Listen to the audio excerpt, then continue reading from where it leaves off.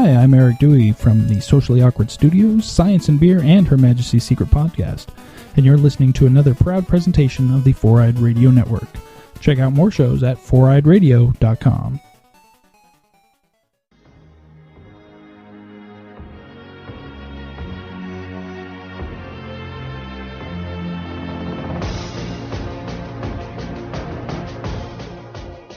It's your good pal, Steve-O from the Four-Eyed Radio Network. I'm here to talk to you about a wonderful designer we all know, Revenge Lover.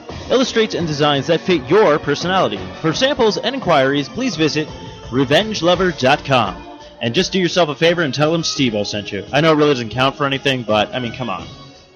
Who are you gonna trust? You gonna trust somebody else? No, you're gonna trust me, Steve-O.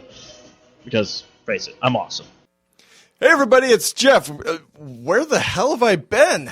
Hey, and this is Steve. I've found something scarier than my mother-in-law. Welcome to the 12A Podcast, where you're going to learn about movies, entertainment, and a lot of other cool stuff. And now, here are two guys who have secretly been building a rebel base, Jeff and Steve. Woo! Yeah! Woo! Yeah! It's been a while. Literally, I don't think I've seen Jeff for months now. Wow. I know, we all have beards. Well, we had beards before. We did have beards before. And actually, I don't know if you saw the picture that I posted of our very first episode. Yes. You had a massive beard back then. That was 3 years ago. I forgot about your Amish beard days. Yes, I was going to say that was his Amish days, I think. Yes. And that was Sammy, still at the sounds, controlling I'm still everything. here. Yeah. Yes, I am still here. Wow, it's amazing. It's like, the Beatles broke up and you never saw or heard from them again together, right? DC Talk, and here we are. You can't get rid of us. I know, right? We're like a roach. All right, so Jeff had the wonderful idea of getting back together and doing a few things. So I think we're going to do our trilogy of podcasts, which will be just as good as the original trilogy, but not, episodes 1, 2, and 3. Right. So, but here we go. And we're going to start off with a Halloween-themed scary movies one. Yeah, so we figured as long as we're going to get back, I kind of felt like we needed an excuse. And it kind of just worked out that you had posted that. It was exactly, 3 years ago? 3 years. Yep, 3 years since we released episode 1. Right, Yes. So here we are. We're doing a holiday theme, Halloween-themed one. And then we'll do a couple other themed ones just for fun to keep things going. And as we kind of work on a couple little projects behind the scenes. Should we give kind of a quick update? Like, I kind of feel like our last podcast, I went back and listened to it, and it's kind of like, wow, things turned out very differently than we thought that they were going to. They did. I think we completed a single short film. Yeah, and we never released it. But we were just waiting to hear back from film festivals. We've been rejected by 9. Right. So, Oh, yeah, so I guess we did 2. That's a good number. That's a good 9. number. I mean, we still got a couple more to reject exactly. us, though. Apparently 9 is the loneliest number. I think we're going to go for double digits. Yeah. We're hitting for Actually, record. that's what we're shooting for.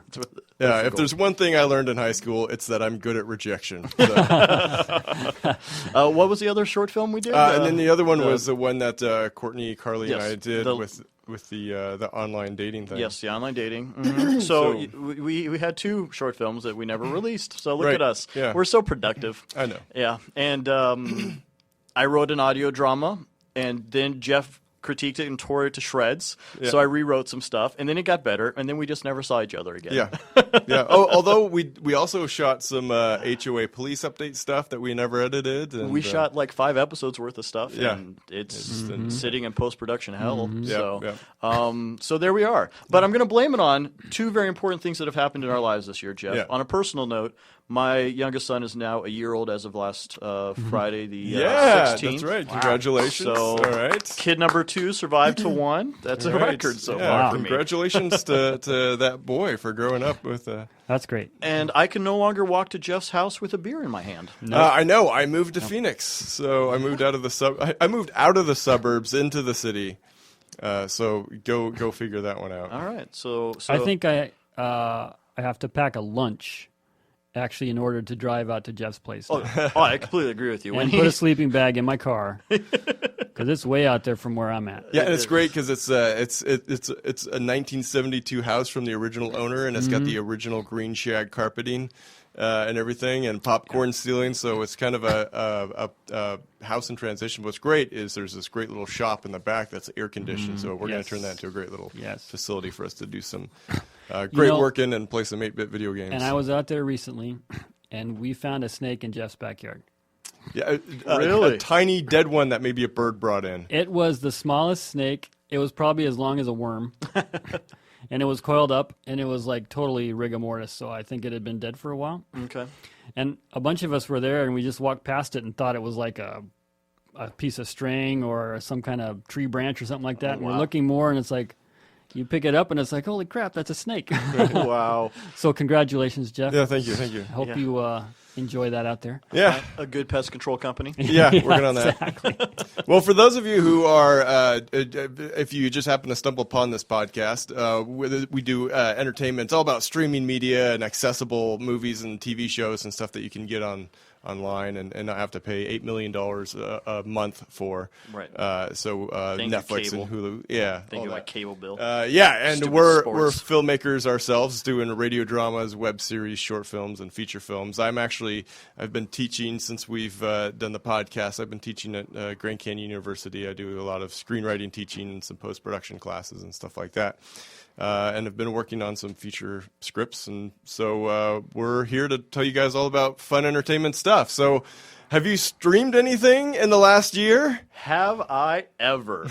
Let's not even get into the regular stuff, because I tell you what, the amount of binge watching I do with having a baby at 2 a.m, it's ridiculous. So there's a lot of good things, but that's for a regular episode. This is a very special Halloween themed Hey, episode. but before you get into that, I wanted to ask, something came up this last week. Depending on when people are listening to this happened just a couple days ago. Right.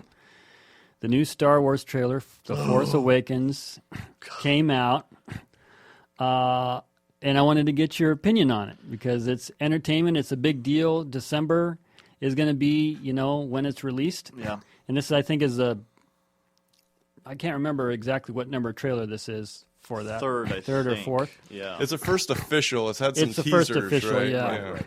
So being an entertainment thing and being that Star Wars is so huge, I wanted to get your. I don't know if you guys have even had a chance to watch it because it's only been a day or so, but I wanted to get your take on it. What do you think? I did just watch it today, and I'll tell you, the music in the beginning, just the very light tones and stuff, and then as it gets to its it almost brought tears to my eyes. Like I got so excited about the adventure, and that's totally what it brought me back to with 4, 5, and 6 was the adventure and what I remember as a child, and so I am so completely looking forward to them. And then when Han Solo is saying, yes, all that stuff is true. Because it's just a story to these children, and it's history, and they don't know if it's true or not, and the Force and all this. And I thought, oh, this is going to be really good. I'm really excited about this now. Yeah. So I can't wait. This will be one of those. I might be at a midnight showing again, and I'm getting too old for midnight showings. So. Right. Well, if they're not all sold out by now. Yeah, I was going to say you might not be able to get tickets. Nice thing is now the midnight showings, they have 8 and 10 p.m. ones for us older people now. So too, the day before. Kids aren't going to go to that. They're like, leave that to the old people. Yeah, right. That's right. Yeah. Yeah. I'm starting to get to the point where I'm like, I'll take an afternoon off work if I have to avoid the children. Yeah. I don't know. I'm going to go to a 10 a.m. show, exactly. not a 10 p.m. show. Yeah, and if that doesn't age me enough, I haven't seen it. Okay. And I don't plan to. Really? Yeah, I mean, if I see it, if I go to a movie, like I like to watch the previews before a movie, and if I see it, then that'd be great because I get to see it in the theater setting, the way it's supposed to be seen and all that. Yeah, honestly, I'm sold. I'm going to go see the movie. I don't need to be marketed to. I'm going to go see the movie, right? So the thing for me though is like I always hate going into a movie where I have too many expectations, and you're sort of going through the movie and you have a checklist of I saw that. It's really kind of for me it kind of takes away from some of the experience because you've seen it already. So I like to keep it as fresh as possible. Yeah. Wait a second. So you don't watch like movie trailers outside of if you're sitting inside a movie theater? Well, like I have the IMDb app on my phone, and I regularly am checking new movie trailers. I watch them all the time. Yeah, no. If I know I'm going to go see the movie, I don't look for the trailer. Really? Yeah. Interesting. Huh. Yeah. If I'm kind of like I'm on the edge, I want to see what this movie's all about. You know, if I need to get to that extra step that I need convincing to watch the movie, yeah, I'll watch the trailer. But if I know I'm going to see it, Because I get the whole, getting your hopes up for it and being, all that stuff, good, bad, and everything. But no, that surprises me. That's one of my favorite things to do is watch movie trailers. So the funny thing is, because I was out on Monday night because they released the trailer during Monday Night Football. Football, yeah, right. So I didn't get to see the game. So I came home and I was watching SportsCenter later, and they're like, "Oh yeah, that trailer that was released for Star Wars," and I was like, "Okay." Got on YouTube, and so I watched it on YouTube. But it was funny because, I learned that they had actually really released it on SportsCenter, which is kind of a bizarre. Oh, really? Yeah. I mean, I had heard that they were going to release it, but I didn't know exactly what day or what time. And so I'm on SportsCenter, and they're like, "Oh yeah, the Star Wars trailer was released." Or they've been talking about it, and I'm like, "What?" So boom, I'm hopping on YouTube. And I have to say, I watched it probably 4 or 5 times in a row because I was trying to pick up little things. Yeah. Right. And I was just like, okay, this is not like the last 3 movies. I can tell that just from the trailer. Of course, I'm an audio guy, so when they went to, I don't even know what that guy is, and maybe some of the Star Wars fans are going to, like, what a loser. But when they went to the guy in the mask, the evil guy or whatever, and his voice came on. Darth Vader, yes. It's like the new Darth Vader Yeah, or whatever. yeah. And he's like, he started speaking, and he just had that really guttural, low voice. I was like, I'm hooked. I'm hooked already. I don't care if he's got a 3-sided lightsaber or whatever that some people are. I'm going because of that voice right there. Nice. You know? And I just felt like this is not like the last 3. Oh, totally. You know? And that was it. And I was really stoked about that. Felt like the original 3, and so. Yeah. Well, J.J. Abrams has developed a very good track record for fun, adventurous films that are a real roller coaster fun ride. I don't think there's anything he's done that I've hated yet. So, and Star Wars, I'm sure, will not be one of those. So. Nope. Right. Horror films. Now, Halloween. When I say horror film, what kind of a film do you think of, Jeff? Usually the first thing that comes to mind is like 80s slasher films. Okay, the Chainsaw Massacre, Chainsaw Massacre, Halloween, kind of things. Friday the 13th is one of my favorites. All right. And What about you, Sammy? I'm the same way. Really? Okay. I think because that's kind of where I grew up.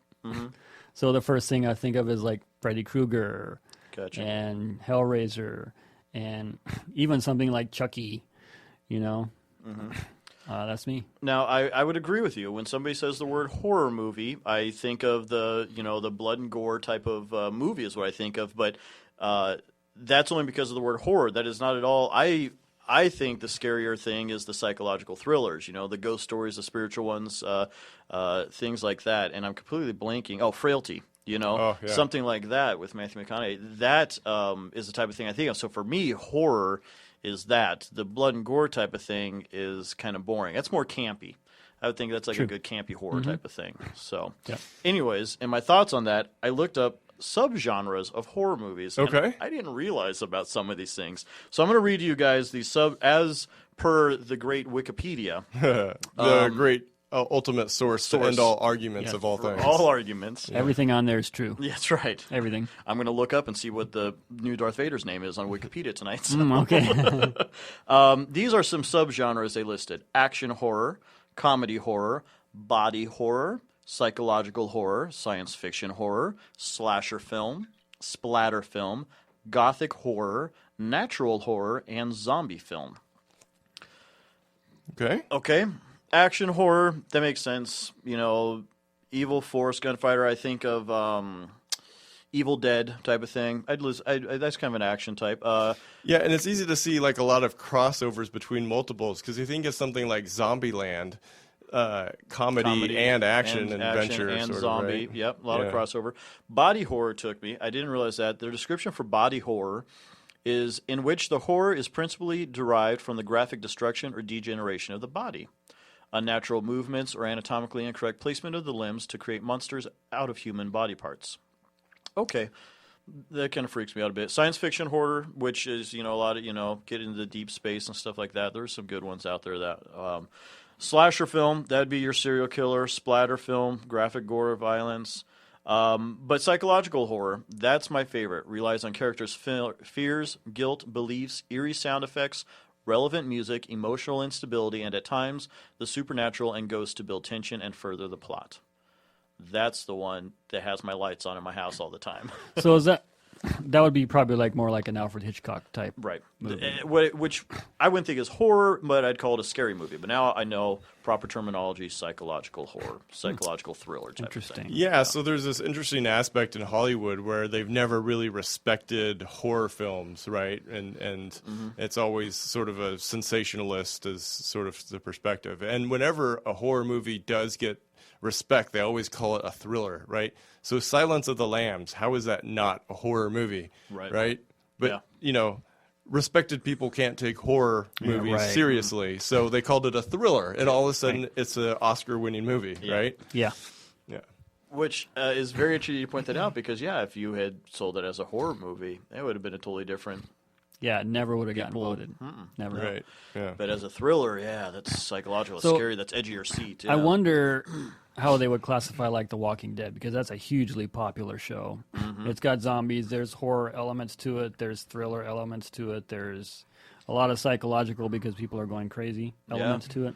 No, and it's really well received, so it's like, do they not call it a horror? I don't know.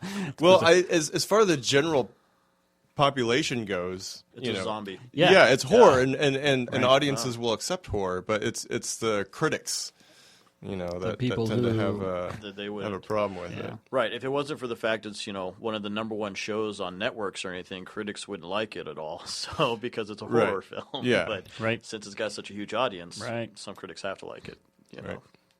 But not always the case. Anyway, so I thought that was very interesting, all the subcategories, and that's why I was curious. When I say horror film, what do you think of? Which most people do. 80s campy slasher type, film. The pretty girl's got to be in her underwear at some point running through a forest. Right. And she's going to die. Oh, maybe up that's against a why I tree. liked those so much when I was growing up. Now it's coming back to me. Yeah, that's what it was. Yep. It's the only reason to watch it. Good old VHS and pausing with squiggly lines on it. Right. Frustrating. My kid and his digital stuff he's going to have growing Yeah, up. they have it so much better now. Yep. It's unbelievable. The clarity when you can pause a movie. It's frame by frame. Anyways.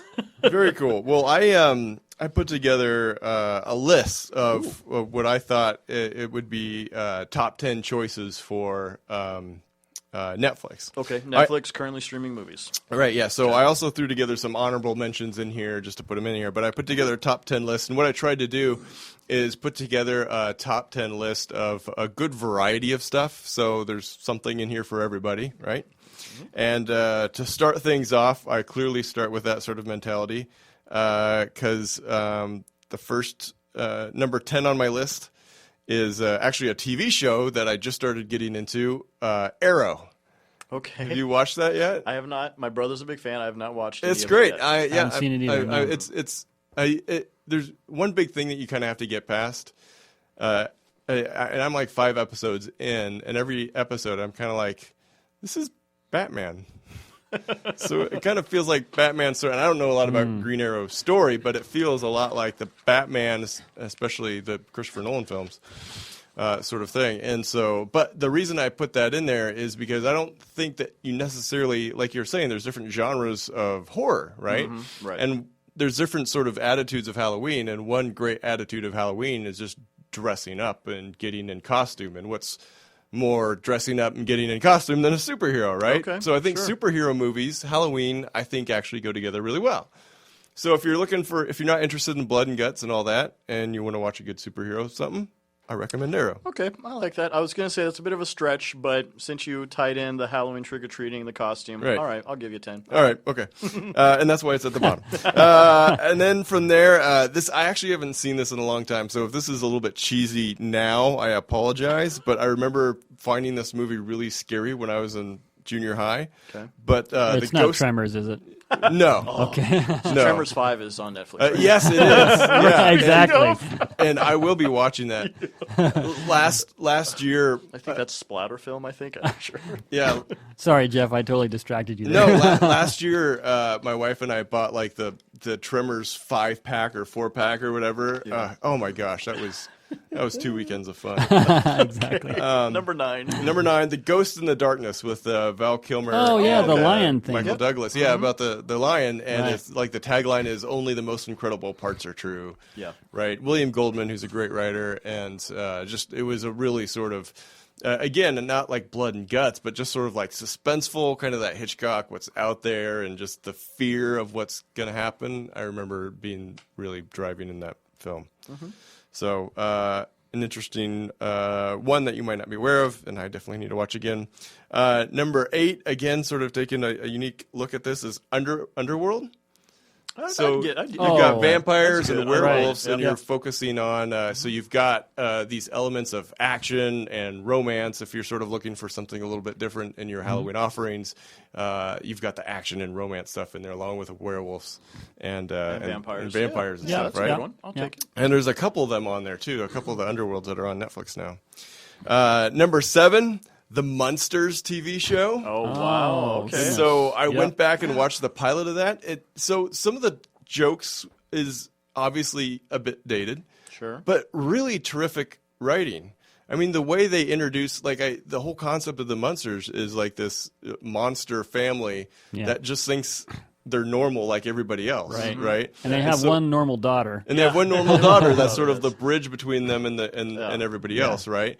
And so what's great is a pilot episode so brilliant. The way they introduce us to this ridiculous idea is the normal daughter falls in love with this guy, and they're invited to a masquerade party. So they all dress up, but eventually I think I remember Herman that. Munster takes off his mask to reveal his real face, and they give him top prize because he has a mask inside of a mask. Yeah, that's and right. then they get sort of offended and whatever. I love that show, Jeff. When I was a good kid, one. And that's... that and the Addams Family, I watched that all the time. Yeah, and that one's almost a family-friendly one. Yeah. Maybe not so much for my 4-year-old, but, a little bit older. Yeah. So totally is. something cool. I think sometimes people get afraid of watching something a little bit older, but totally cool. That's a good totally call. Cool show. That's a good call, Jeff. Okay. Number 6, going into the comedy some more, The Burbs with Tom Hanks. Oh, yeah. I forgot about that. Yeah. So I just watched that the other day, and definitely, I think if I was 15 and watched it, I would be like, what do these old people like about this movie? This is really stupid. But being an older guy and remembering all the memories of it and how creepy and funny it was as a kid. Oh yeah, it's a classic. And that's on Netflix right now, huh? It's on Netflix. I just took that down as note. Okay, that's a must. I saw Steve writing over there. Yeah. Yeah. So The Burbs, good film. Yep. Alfred Hitchcock's Presents. Oh, yeah. I think is a good show. I got it on my list. And I think Sam has watched some of this, so I figured Sam could give us a good review of that show. Oh, I love it. It's a Great review, Sam. Thank you. Yeah. well, I wasn't prepared, but what I like about it is the episodes are short. They're like 30 minutes or less usually. I think about 20-some minutes. And so he always sets it up. You see the typical Alfred Hitchcock, and he says, this week's sponsor is blah, blah, blah. And he sets this thing up, and then it just goes into all these weird, strange circumstances that you would never think would happen in real life. But it's that and the Twilight Zone are kind of they're very similar because they just have these weird circumstances that are not normal everyday life or whatever. And they wrap up, you think, how is this thing going to wrap up in 2 minutes, 20 minutes? But they always find a way to do it. And it's wow, that's, What I really like, it kind of goes back to Steve's psychological thing. There wasn't a lot of special effects, and if there were any, they were really cheesy. The sound isn't great. It's not going to blow you away, or anything like that. So they had to rely on writing, and they had to rely on acting, and they had to rely on situations and circumstances that put you in, oh, that would be awful if I was in that situation, or what's going to happen here. Right. So that's what I like, because, it's not a crutch. They don't have a crutch to fall back on. They had to rely on writing and acting. Because their sets were really basic, and they didn't have a lot of special effects or anything to rely on. Yeah, sure. Right. So, to me, that's cool because it's more. It kind of goes back to Steve's thing. It's kind of like this pure, sort of scary, psychological. It's in your head. Yeah. And they're not all scary in the sense like The Birds or something like that, but they're really ooh, that's kind of creepy, or I would hate to be in that situation, or of course the famous, Captain Kirk. He's in there twice, actually. And there's someone on the plane is the big William Shatner thing, because he sees something on the wing of an airplane when he's flying, and so that's like his first like really overacting kind of thing. Right. But they deal with all these weird, objects have these special powers and really kind of different things like that. That is kind of neat. Well, Hitchcock always said the scariest thing is the imagination. Oh, totally. And I think in the super special effects world that we live in, sometimes directors forget that now. So Hitchcock presents great kind of something to go back to. The next one, number 4, is Day of the Dead in the Night of the Living Dead series, which great is he always had something to say. So the Night of the Living Dead series is all about commentary on society. So what's kind of cool about this one is there's a point where you're actually rooting for the zombies because humans have made such a horrible thing out of what they've done with society and stuff like that. So it's really sort of an interesting perspective. And yeah, it's cheesy, it's over the top, it's very much a B movie and all those things. But to add commentary and context and sort of a text to the material that you're watching, I think says more about the film than just special effects for the sake of having a special effect. So Day of the Dead, kind of cool. Number 3, Scream. I think you can watch all the Scream movies on there. Yeah, but I think they are out there. Obviously the first one, to be able to sort of blend sort of all the cliches with a scary movie that was actually scary and have it be funny, to balance those two and the way he did it, I think is really well done. Yeah, really well done. Yeah. So Scream. I'm pretty sure this is still on there. I actually forgot to check, but Nosferatu has been on there for a while. Oh, yeah. It's the Dracula film that we've talked about for a while. Yeah, so right. it's a silent film. It's in 27. F.W. Murnau, one of the greats. So definitely, if you want to see something different and outside of your typical wheelhouse, Nosferatu, very, very good. And if it's not there, I know it's on YouTube that you can watch for free. And I will say really quickly, too, when I was a kid and I saw that, the Nosferatu creature completely freaked me out. And nowadays I look at it and I go, oh, those are like wax ears or whatever. But when I was a kid, I saw that and I was just like, oh, my gosh, that is the scariest looking thing. Yep. Yeah, and if you can imagine seeing that in the theater, I know. larger than life, back then, it'd scare the hell out of you. That would be pretty creepy. And then walk into dark where your home is, and no thanks. Right. Now that's a good one. Yeah. And then finally, my number one drum is roll. actually going to be what I was going to talk about in film history, and they removed it from Netflix this month. Stupid, but I'm sure it's on Hulu it's out of copyright, so you can find it anywhere. But Night of the Living Dead is such a good movie with a great text. It is. So, beautiful. Anyways. That's a good all-around Good top list. 10 list, all except for number 1, unfortunately, on Netflix. Yeah. All right, very cool. Well, I've just got 3 for you, and what I did, just to shorten mine up, I picked one from Netflix, one that's streaming on Amazon Prime, and one that's on Hulu. Cool. My Netflix, and you didn't pick it, so I'm like, yeah, all right. Sweet. We got something different. My Netflix one, this is going to be more the psychological thriller, and it's The Others. Yes. With Nicole Kidman. That's a good one. This is a good one, and it was late. I think this was 1999 when this came out, and it was right around when the big twist at the end was the new thing. The M. Night M. Night Shyamalan Shyamalan did stuff, it in Sixth Sense, so now we're going to start doing this. And now it's old school, but this is when it was first, it was a big thing, and the big twist at the end, and the haunting of this old World War II house in this English coast. So The Others, very good ghost story, psychological thriller, good twist at the end. If you haven't seen it, I definitely suggest seeing that one. Yeah, it's been a long time. I need to see that again. Amazon Prime streaming, Saw. This is your body, really? splatter There's a film bunch type of those thing. up there, yeah. All 6 of them are on Amazon Prime right now, though. Yeah. The cool thing about them, I have not seen 4, 5, and 6, but 1, 2, and 3, and I'm certain 4, 5, and 6 are this way. The storyline goes between all 6 of them. So you follow along. Jigsaw, who's in the first one, the old guy, he's in a couple of the other ones, and even if he's not, one of his proteges is, and there's a whole beautiful storyline throughout all 6 of them. So it's kind of neat from that aspect of story writing. They had this huge arc, but they're just good, just psychological thriller, what would you do type of thing, and then just horrific ways that people die in these traps and stuff. Did they, at the end of all those 6 movies or whatever they made, did they like end the series? I don't know. I have not seen 4, 5, and 6. Oh, I just know 1, 2, and 3 are that way because I watched them back to back to back a couple of years ago. Okay. But I can only assume so from reading the plots on 4, 5, and 6 that they did end it all, and it's wrapped up type of thing. Like he meant to do 6 or whatever. Oh, okay. So it always was surprising to me that they kept coming out with them. Because I would think it was like year after year after year. It's like, how do you keep fresh ideas? I think by number 6, it's like, hammer, screwdriver. It's gruesomely ridiculous. Like the minds that think of these traps these people are strapped to, and they have to get out, or this is how they die.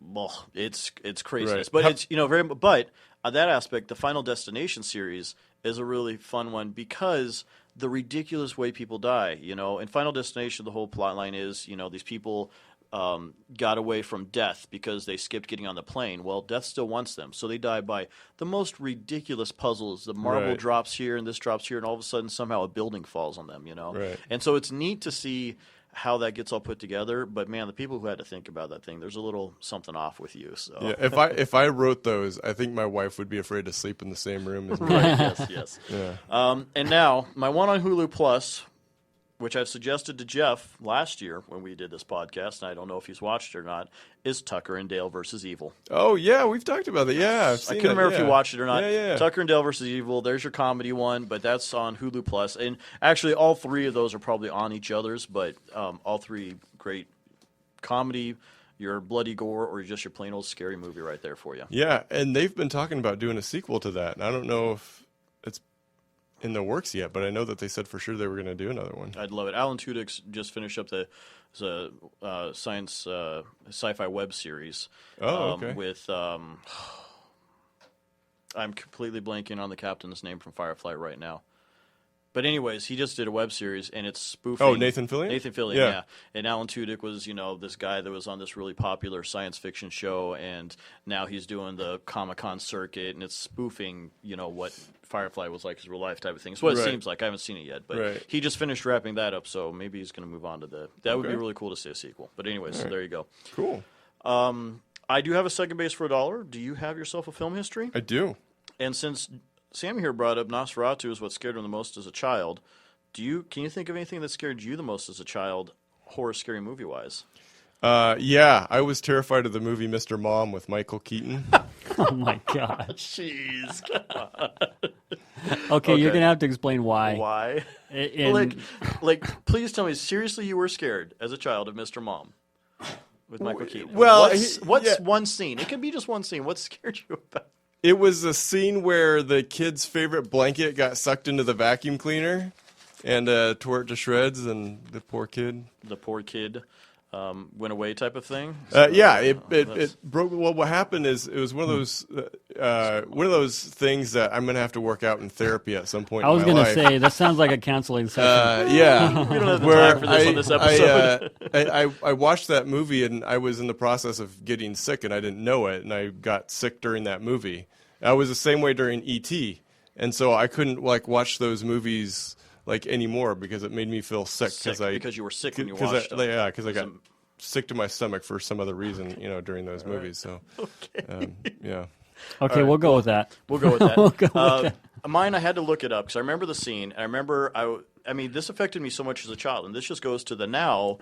Just like with Nosferatu, I can totally see how quote unquote fake this was. Yeah. But it was at my grandparents' house. My grandfather was watching this movie on TV, and it was The Cyclops, which is a movie from 1957. And it's an expedition to Mexico. They find and do battle with this mutated 25-foot man with one big eye. And I remember a specific scene where the guy walks between these two huge mountainsides and looks at you with this one big eye, and he's just looking at the camera. And I remember vividly having that look in my head and having nightmares about that for days when I was a child. And had to have been in the early 80s. I was like 5, 6 years old or something. But Okay. I still to this day can remember that scene. And I found it on YouTube. And sure enough, I was like, yeah, that was it. It scared me so much as a kid. Wow. So Is it cheesy now? it's totally cheesy now. Yeah. It's cheesy now. You can tell like the little people in front and how they, did the juxtaposition to make it seem like he was a giant behind them and all that stuff, So it's totally cheesy now. But then, when you're that susceptible 4, 5, 6, 7, 8-year-old, whatever, yeah, it was scary. But here's the question. Would you show that movie to your child? I would not. Because I know how much it affected me as a kid. I totally thought about that. I would not show I know. that to my child. If your child did something really bad, would you say... Sit and watch this movie. Watch this movie, boy. Because he thinks he's like, I'm getting away with something, and you're like, all right, you got away with it. I'm going to make you sit down and watch a movie. You want to watch a movie? Yeah, I showed you, Dad. Woo woo. I love movies. Mm-hmm. Go cry in your closet, boy. Yeah. All right. I'm going to make a horrible father someday. Yeah. Remind me to take him off my babysitting list. No kidding. Yeah, right. All right. So let's jump into a second base for $1. Absolutely. For a dollar. Yep. Okay. Let's do it. Here we go. This is a little segment we like to call How to Get to Second Base for $1. Oh, yeah. All right. I had to dust off my red box at the local Circle K. But it's good. It's Halloween. It's October. There's plenty of good things out there. Good things. Mostly bad things. If you look up the reviews, it's a lot of 1 and 2 star things out there. I did find this one that had at least 2.5 to 3 stars in most places I saw. Wow. It is Insidious 3, the third one. And I thought, I should really watch the first one. It's one of the, why do I want to watch the end of the trilogy? But then the third one, they did it as a prequel. So I'm like, okay, perfect. This movie I actually enjoyed, and it's got all the right scary elements, the jumpy, the sound effects, the music or lack thereof. It's a good ghost story is what it is, a haunting. But you got attached to the characters, which is very cool because I had to read the plot for the actual original Insidious movie to see. And the old lady and these two guys who are fake ghost hunters. They have a web series where they hunt ghosts, and it's up on the internet and everything like that, and they get called in to help get rid of a real ghost and stuff. Well, by the end of the movie, this old lady and these two fake guys, they talk about how they should work together, and sure enough, they have a company in the first movie, and this is what they do legitimately. So it was really cool seeing how their backstory, and nobody dies in this movie. So it's sorry to ruin it for anybody who's going to watch it, but there's one old lady that dies from natural causes, but nobody dies because of the ghost in this movie, and they end up getting saved. But it's got all the right jump points and everything else like that. So it's still scary? It's still very scary. Yeah. I had a few things for notes to self. If you're going to watch this and try and get to second base, in your house on the couch, you make sure all the lights are off. If you really want to push it a little bit further, you open up the blinds. So you got the dark outside, somebody might be looking in on you or something. Play a little psychological with yourself. Yeah, okay. See where I'm going with that? Mm-hmm. But this is one of those ones where she's going to want to hold you tight or you're going to want to hold her tight, depending on which one's the scaredy cat. I would be holding her tight. But for sure, she's not going to want to leave your house or apartment, and she'll probably be staying the night because she's too scared to go outside herself. Right. So this is definitely a second base or beyond. Or beyond. There you go. Right. I was going to say. It's at least a stand-up double. Yeah, at least a stand-up double. Some good... Just the baseball reference. Yeah. So anyway, it was good. I was actually excited about it, and now I think I may go back and watch the first and the second Insidious just because I got attached to these characters that are now this ghost hunting team is what they are. So, wow. Yeah. Okay, so quick question. Mm-hmm.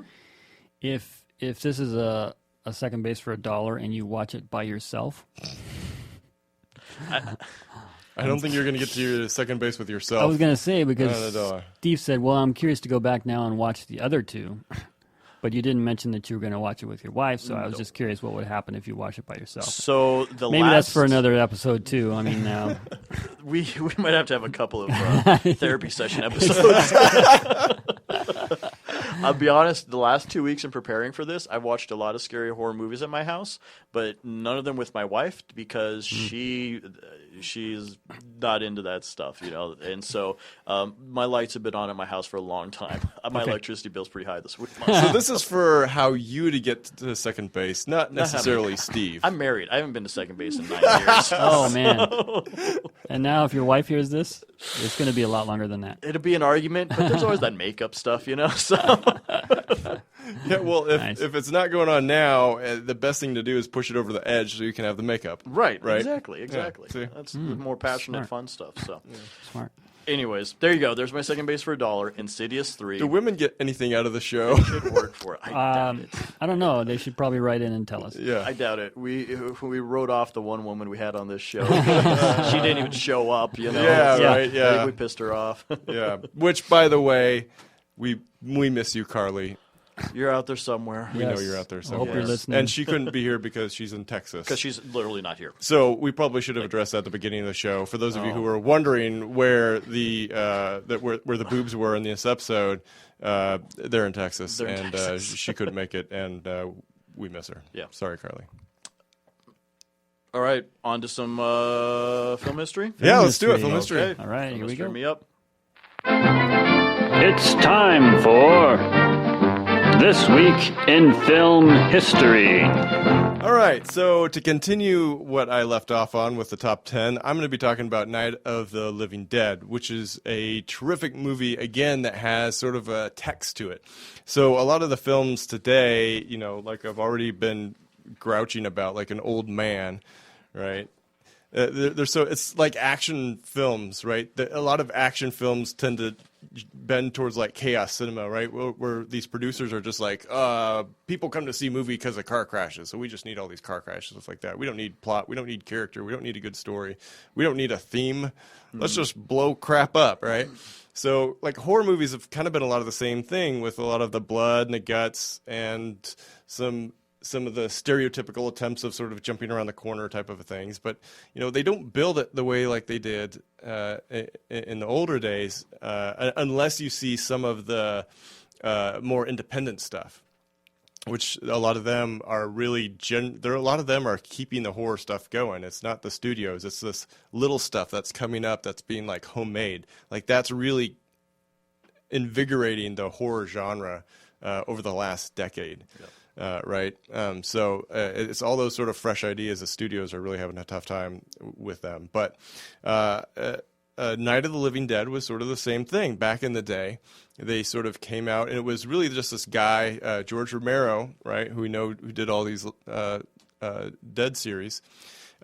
He was just a guy who had a video production company, and they did commercials and stuff like that, and they always wanted to do a film, so they cobbled together just enough money to sort of get together and call in favors, and they had like the local news guy like actually be the news guy, and I think they shot the news chopper, and they knew some guy who called in a favor here, and the guts that you see them like tearing apart, it's like really just like they knew a guy who had a slaughterhouse, and they got that, and like all the actors who were zombies, they were just like people who were willing to sort of show up, and this one girl was like, hey, do you want me to be naked? And they were like, yeah, sure, why not? And so like there's this one shot of like her butt as she's walking away, and like that's it, and I think that's why it's rated R.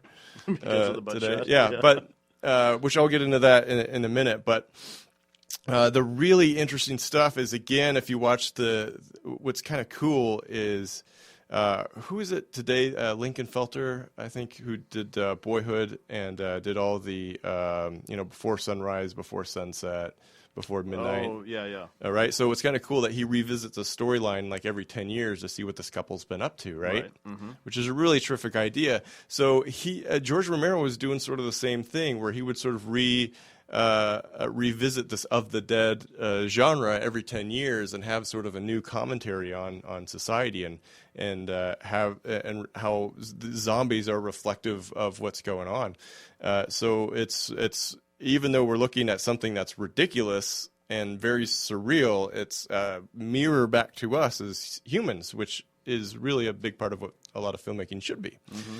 So it's a great commentary of a lot of this. If you haven't seen Night of the Living Dead, it's not over-the-top zombies like we see today. like the makeup and the blood and guts. It was very subtle.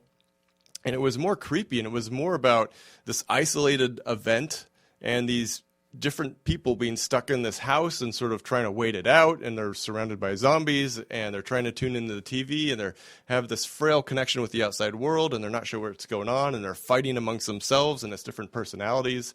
And it's this woman who's kind of gone catatonic, and this black guy who is trying to be the smart leader, and this big white guy who's there with his family, who's just overly zealous about what to do, and the one guy's trying to be a calm leader, and so they pretty much all sort of destroying themselves. And this, what's interesting is sort of one of the lead protagonists is sort of this black guy.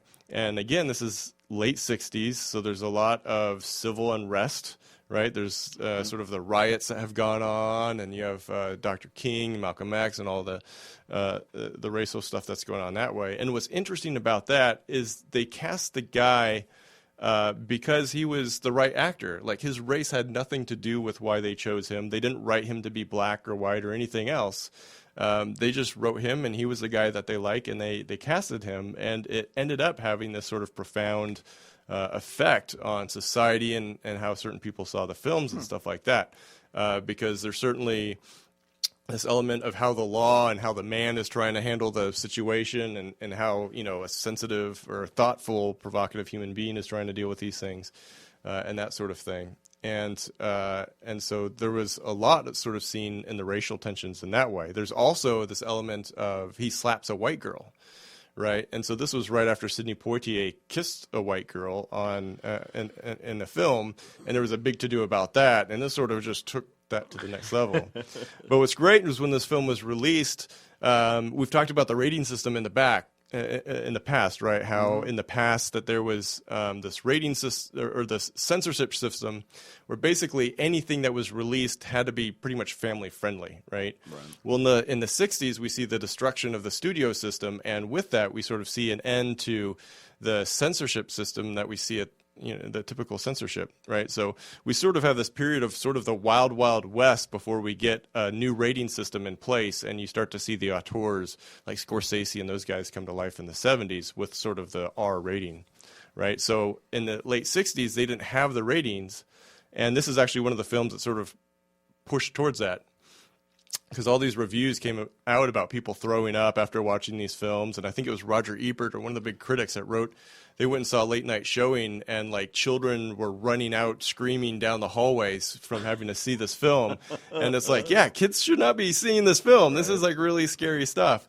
And so it was stuff like this, but that like added to the element of, oh, I got to see it then. You know, the Blair Witch Project sort of created the same thing in the 90s. But that sort of allure sort of created it. So it's going to make me puke. I want to go see what this is. Yeah. Right. Yeah. So what's word great. of mouth spread so fast because it was such a horrific thing. Yeah. Yeah. So watch Dock of the Dead if it's still on Netflix. It's a great documentary about the film, and watch Night of the Living Dead. It's a classic. It's a masterpiece. It's really good. Very cool. Very cool. Awesome. Yeah. And he's done 5 or 6 of them now, right?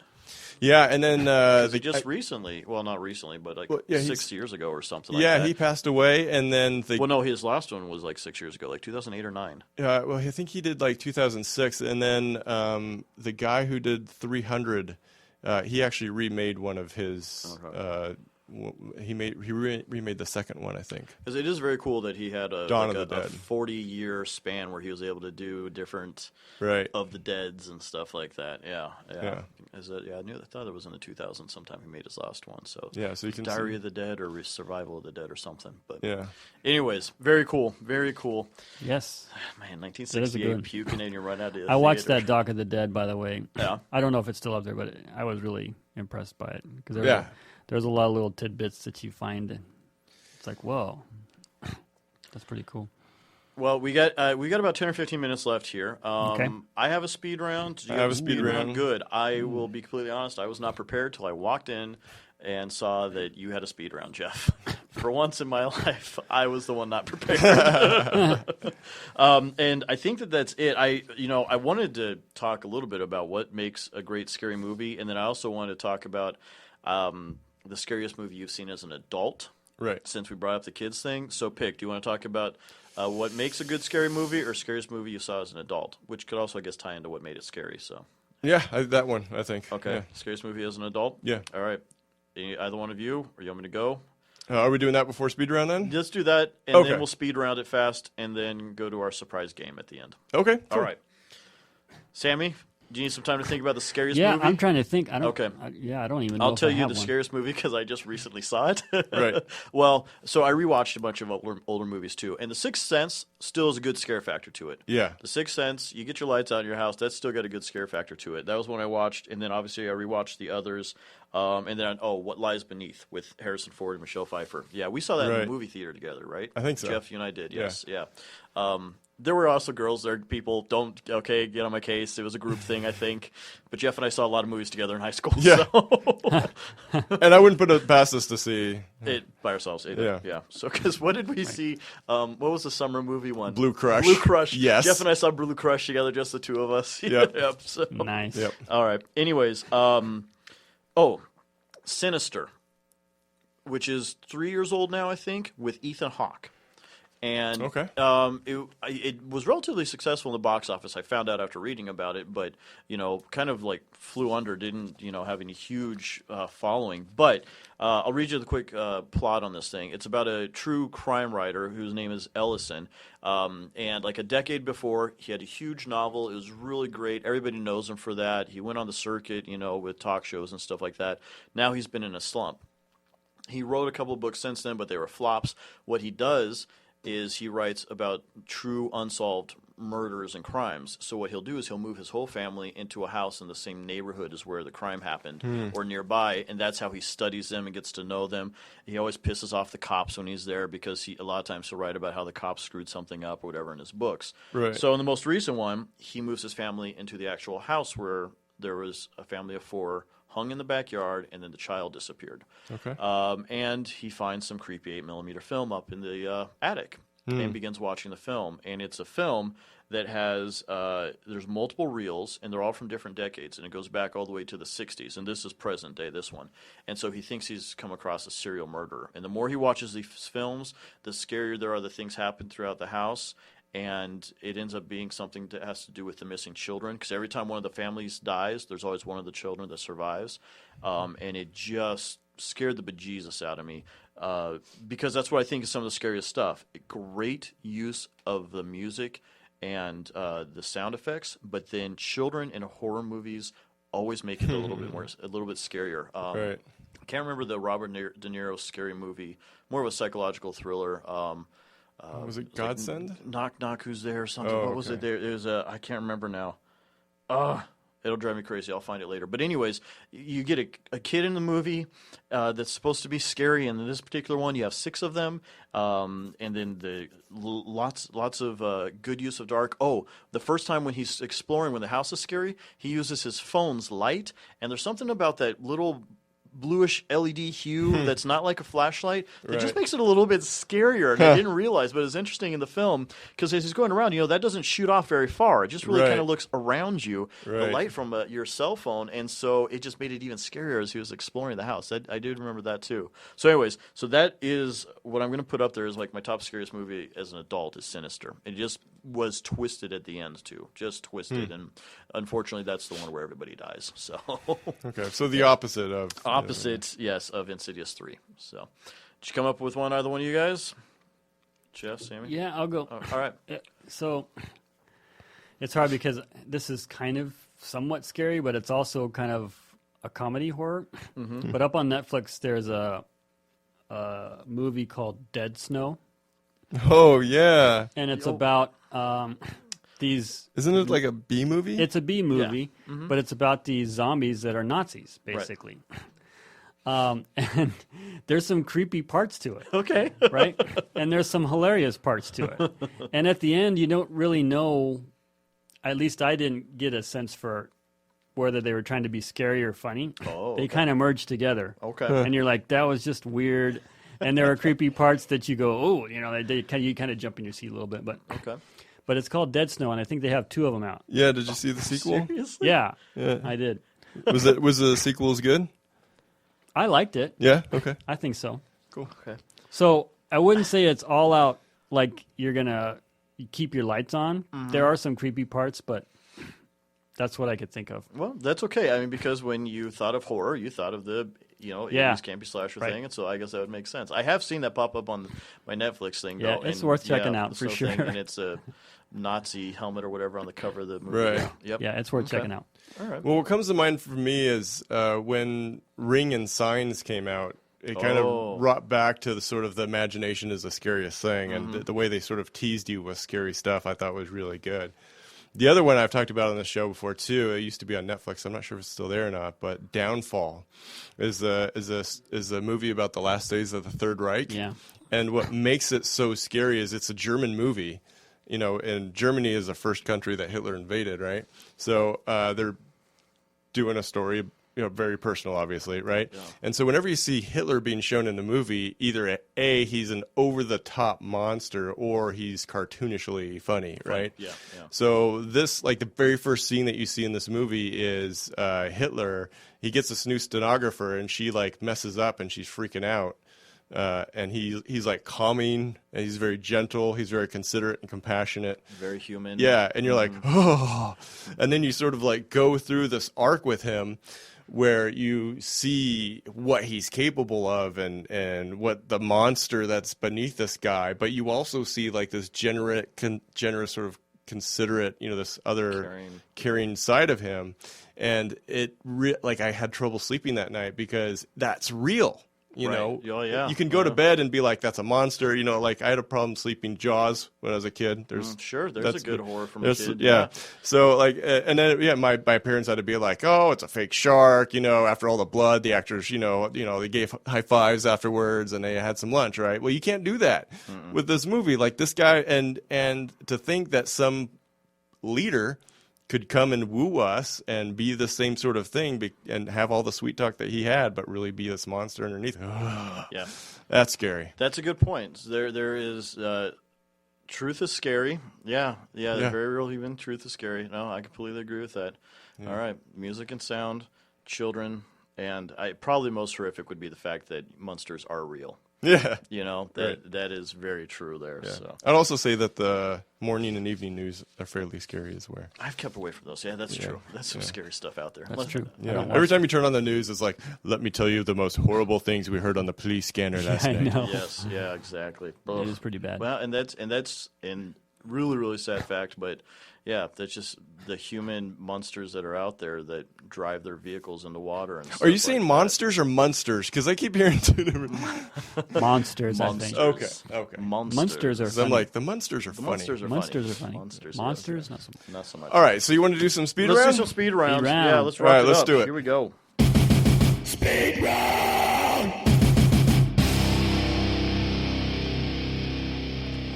Okay, Jeff, I think I should be first since I think mine probably suck compared to yours. Okay. If you're okay with this, everybody. No, okay. Yeah, you'll always know how obnoxious mine are going to be. So, all right, Speed round. All right. So this first one is not a multiple choice. This first one, but I wanted to know who do you think is the scariest Muppet character? You can say Miss Piggy. Well, I'm stopping and thinking like scariest in what way? Like the speed evil round. Yeah, I so knew this was a mistake. I know. It's the evil guy with the beady eyes who is in the Muppets movie with Jason Segel, who's like the sidekick who turned good. I forget his name. Okay, that guy. I'll take that one. I figured you'd have somebody out there, and the new Muppet Show is amazing. We need to talk about great, it. Yes. Number 2, scarier, an Adam Sandler movie or a Pauly Shore movie? Adam Sandler now. Okay. Scarier, a clown or a room full of spiders? Clown. If you were in a horror movie that ran 90 minutes, how many minutes into it would you die? 3. Your preference, a slasher movie or a psychological horror? Psychological. Scarier, forgetting your anniversary or your wife's birthday? Birthday. Would you rather die by a chainsaw murderer or a jigsaw evil puzzle from Saw? Chainsaw, probably quicker. Would you rather walk through a dark alley or face a clown? Face a clown. Okay. Would you rather walk through a spooky forest or sleep in a haunted hotel one night? Well, I wouldn't sleep, but that one. Okay, staying on it. Yeah. All right. Which is scarier, doing another podcast with Steve or not? Equal. Okay, there you go. It's a catch-22. Catch-22. It's a push. You pushed that one. Push that one. All right. Okay, Nice. Good Steve, job. are you ready for yours? Yay. I'm ready for mine. This is this is really, really bad of me. I didn't make it Halloween themed at all. Are you kidding me, Yeah, man? I had 'cause 2 minutes and I still tried at least. Well, no, because the I thought thing we had was talked about this being a Halloween podcast. I'm sure that's what the email said. Yeah. Sure. So, this is all about 90s TV shows. Are you kidding me? What is this? Episode 2 right now? Yes. Oh, my well, because goodness. I had something else I was working on it because I had forgotten about Halloween, and I That's I hilarious. was panicking because of all the work I had to do today. And you were watching a lot of Boy Meets World, so you thought... yeah. So, Steve, I'll ask you a quick one. Which is scarier? Jeff coming with a prepared Halloween speed round or a non-Halloween speed round? A prepared one. I now know prepared Jeff is scarier than non-prepared Jeff. Yeah, what's more scarier out of left field than... Exactly. Oh, man. That's great. 90s TV was very scary, Steve, so let me ask you a few questions. Hercules or Xena? Hercules. 90210 or Melrose Place? I'm sorry. Is this which one's scarier or which one I would prefer? You prefer. Okay, because Hercules. Okay, so number 2 now again? Sorry. 90210 or Melrose? 90210. Dawson's Creek or Seventh Heaven? Seventh Heaven. Law and Order or CSI? CSI. Best comic book cartoon, Batman, Spider-Man, or X-Men? Batman. Which member of Friends are you, Joey, Chandler, or Ross? Joey.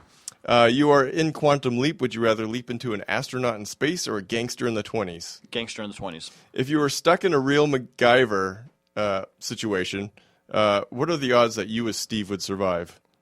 None. Okay. Who would you rather have as your namer, Kramer, Wilson from Home Improvement, Urkel, or Mr. Feeney? Mr. Feeney.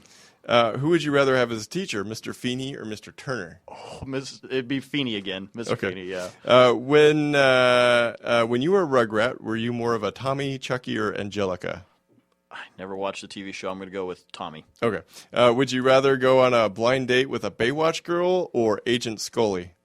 Agent Scully. Did watching The Simpsons ever remind you of your family? Yes. True or false, the 90s was the best decade ever for TV sci-fi shows? True. Okay. Speaking of binge watching, I've been binge watching The X-Files in preparation for the mini episodes next Ooh, that's this right. year. Coming So back. I'm up through season 4, watching them all. Yep. Very cool. Okay, Hey, that's kind of a scary... that is. That's got some psychological, weird it's got- stuff going on. Either you got the scary aliens thing, there's psychological, there's weird murder things, there are, the human scary elements. Yeah. And they do have, I haven't caught it yet, I think it's not until season 5 or 6, but they do have an actual Halloween themed episode where they're in a haunted house type of thing too. That was one that got released on Halloween. So what's really weird is I never got into X-Files. okay. But the only thing, the thing I remember more about X-Files is they'd had a spin-off show of their crew. And I remember watching that with you. Yes, because you and your brother came up to Flagstaff when I lived in Flagstaff. And my that sister it? was there too. Yeah. I remember this whole thing, and one of the reasons I remember why is the season premiere of it, and it was the 3 guys, and I'm blanking on their names now. The 3 guys who did the techie stuff and all Right, that, and it was supposed to be more of a comedy type thing because Right. they were more comical characters. Right. But we watched the season premiere on a Sunday night, and then we were going to go eat at the Sizzler that was by my apartment. And by the time we got there, the Sizzler was closed, and my sister was pissed because she wanted to go to that Sizzler, and we made her wait and watch the show with us. I right. totally remember that because that whole thing. But yeah, I cannot remember what that was. funny. So you never got into the X-Files itself, though. No, it's one of those things that it got really big, and I had never followed it, and by the time it was a big thing, it was kind of like, oh, okay, I don't know, do I jump in the middle? I don't know what's going on here. Okay. The Lone Gunman. Yeah, That was there it. you The go. Lone Gunman. Yes, it was a spinoff that didn't last. All right, so I have one last thing to end with, or is there something else that we were Let gonna? me check all my notes. Let's see. We got our speed round, things that scared me, which is kind of everything. If it's in the dark, it scares me. Right. Let's be honest. All right, I'm done. All right, what do you got? Okay, so the last thing, I have a top 5 list, and this is Sneaky Christmas is what I'm calling this list. What? Are you the guy that likes it when they set up stuff in the stores? Because I already have seen Christmas displays popping up here and there, and it's not even Halloween yet. Yeah, I no, know, I know. I'm not. Okay. But I'll tell you what I found out is I was working on ideas for writing a feature Christmas film last year, so I was watching Hallmark Channel sort of stuff, have like Christmas movies on before Thanksgiving. Okay, Jeff, you can be honest. You really weren't going to write something. You just wanted to watch Hallmark, and you wanted an excuse to do it, right? Be honest. Be honest. No. And so a little bit of both. And so I was watching some stuff, but I actually enjoyed it more than I enjoyed the actual Christmas season. Because once they get into the Christmas season, like there's all the stress of always having to do all this stuff, and you're like having to cram all this extra stuff into your already busy schedule, and then you've got more. I really just want to sit down and watch Love Actually. Right? You know, that's all I want to do. Yeah. So I actually enjoyed it without all the pressure more than. So, anyways. Okay. But this is like Christmas is coming, right? But you don't want to like pull out all the Christmas movies and watch like Elf, the White Christmas, right? You don't want to pull all that out. This is like way too early for that. But if like you just need something to tide you over and you want to like ask a friend or your girlfriend or whatever to watch a movie with you, and you just need a little bit of Christmas, you sneak a little bit of Christmas in there. Or I'll say boyfriend. We might have some girls that listen to this, so maybe there's boyfriends out there. I don't know. We keep saying girlfriend because we're guys. But you're right. So this is the one I could watch and not be made too much fun of. Right, yeah. Because you're the Christmas guy. Yeah, because if you go to the office and you say, hey, I watched this last night, no one would be like, oh, you watch Christmas movies already? Yeah, right. It's not even Halloween. Okay. So I won't make fun of myself. I won't make fun of you. So my honorable mention one you can't stream that I know of is called Desk Set. It's a Spencer Tracy and Katharine Hepburn movie, and it's like a 60s movie where they were like, there used to be literal call centers where you would like, hey, I don't know what the name of the reindeer are. Can you tell me? Like, it was like analog Google. Right? And they're being replaced with a machine. And it's like this giant machine that takes up the entire room. So it's kind of interesting. Okay. But these next ones you can stream. All right. So number 5, Mean Girls. Number 4, Serendipity. Number 3, and this is mainly because once you get past Halloween, you can start thinking about Thanksgiving, so you're in clear rights to watch Planes, Trains, and Automobiles anytime after Halloween to Thanksgiving. There you go, okay. Right now, you can watch The Nightmare Before Christmas. Oh, perfect. Which the director just came out and said it's officially a Halloween movie. So not a Christmas movie. Yeah, because there's always been that debate, right? So the director finally came out and said, hey, yes, it's a Halloween movie. So you're clearly to watch that tonight. Okay. And then the number one, I think, because I like romantic comedies, is While You're Sleeping with Sandra Bullock. Okay. So these are all ones that had Christmas themes. I've never seen Mean Girls, so I have no idea. Like, honestly, I haven't either. But on Netflix, it's a bunch of girls with Christmas hats and stuff on, so I threw it in the list. Okay, so I need to watch it. Right. Nice. It's Tina Fey, so I'm sure it's a fantastic probably movie. Pretty funny. But all right. yeah.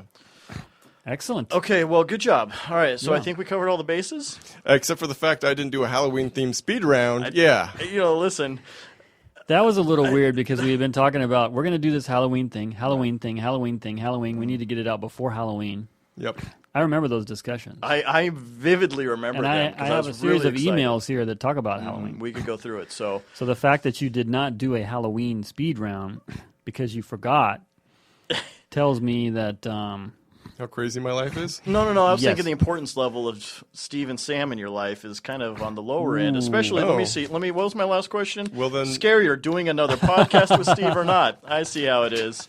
So we'll see if we do a Thanksgiving one. I guess I should say. And you're just blaming that on me because I'm the one who moved away. I see. Yeah. Well, no, it does Jeff, hurt me a bit. So we're going to say this on the air. Okay. Our next podcast will be Thanksgiving themed. Okay.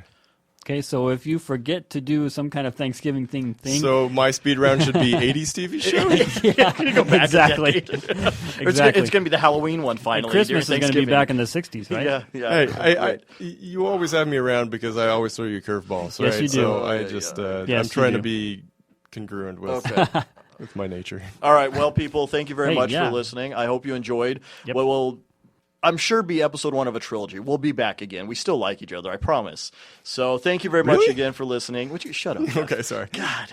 And if you want, by all means, the other 50 episodes are on iTunes. I can't tell you how ridiculous or stupid some of them are. I should probably re-listen to myself, which I do all the time anyway. So, but thank you. Thank you, Sammy, for running that soundboard over there and making us sound amazing as always. Sure thing. And Jeff, thank you for having a clean-cut beard tonight. Oh, thank you. You too, Steve. Thank you. You're welcome. All right. The 12A podcast is produced by 12A Productions and distributed by the 4-Eyed Radio Network. To learn more about the podcast or to see what other projects the 12A team is working on, check out 12aproductions.com.